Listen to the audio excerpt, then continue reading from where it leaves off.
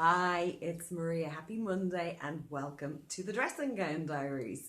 So it's a bit like confession here. It's 3 weeks today since I made my last video, which was the last Dressing Gown Diaries video, because I've been having a sort of a semi-staycation because there was still some work things I needed to attend to, but I wasn't putting myself under the pressure of doing the Dressing Gown Diaries, etc. I just wanted to have a rest. And maybe you've also taken up that invitation to have a rest for the last few weeks. But the thing I want to share today is about just, the process of what I've been through for the last hour or two, because I felt so much resistance this morning to making this video. And it's interesting because when I got up, it was like dull and dreary and horrible. And when I got through the whole process and I came out the other side and had clarity, now, hey, the sun is shining. So I love it, like when nature gives you a wink that, like, hey, you got the green light to go on this now. And, the lighting is right for the video and everything. But the process that I went through this morning was, I had to go back and look at my why.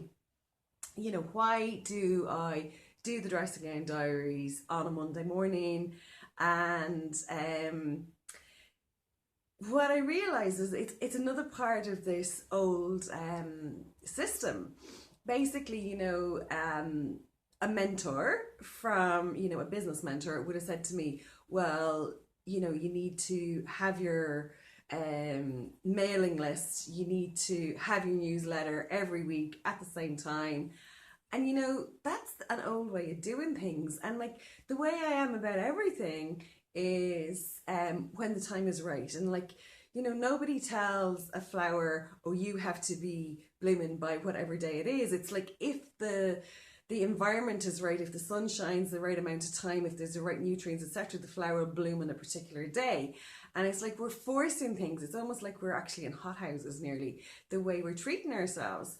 So when I sat with all this morning and I thought, you know what, doing the Dressing Gown Diaries every Monday, and I love it and I love everybody I connect with, but it's actually, it puts a pressure on me.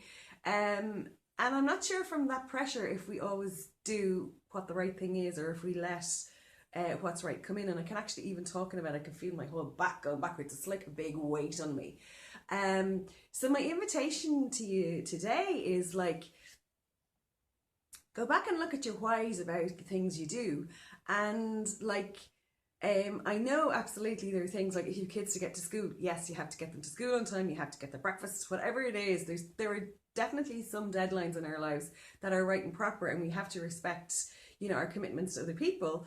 But then there's the should whys, like, the appearance wise. It needs to be looking like this. Like, because me doing my newsletter every Monday, it's almost like saying you have to live in this house and have that car and have the 2.2 kids and the husband and blah, blah, blah, blah. And you know what? I've had enough of that.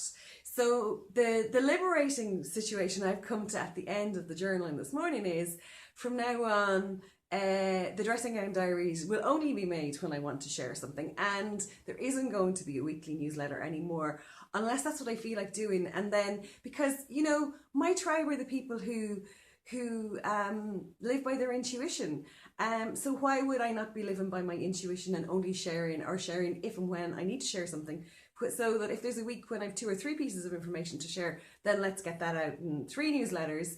And weeks when there's nothing, that's okay too. So that's kind of what's going on for me at the moment, and I hope it makes sense. But it all goes back to that whole idea of doing the right thing for the right reason. So if you want to look at the whys that you're doing things and see, are there some shoulds that put needless pressure on you in your life? I think that's what I'm trying to get to, and I don't know if I'm really explaining it very well or not. So let's just pick a card anyway to support us for the week ahead before the video runs out on me. So I have my permission to honor my truth and follow my dreams, and that's exactly what I'm talking about. Not conforming to the old. And I suppose I actually caught myself last night before I went to bed. I actually said out loud, it was what it was and it is what it is. And you know, it doesn't have to be what it was anymore. And I think that's what it's about. And the other side of this, what am I really afraid of? And is it that, you know, I have been afraid of not conforming, and that if I don't conform, I won't have clients, I won't have friends, etc. But hey, you know what? That's just something that's keeping us trapped where we really actually don't want to be. It wouldn't it just be better to be completely clear about who we are and trust that the right people will show up? So look, that's it for me for this week. The other thing is 321 starts again on the 12th of November for the last time in 2020. It'll be back again in January 2021, and there'll be a link to check it out with this video. But it is transformational and fantastic. I have to say, I've done it. I'm going to do it for the 12th time myself now. So look, if you're interested in that, check it out. So wherever you are, have a fantastic week.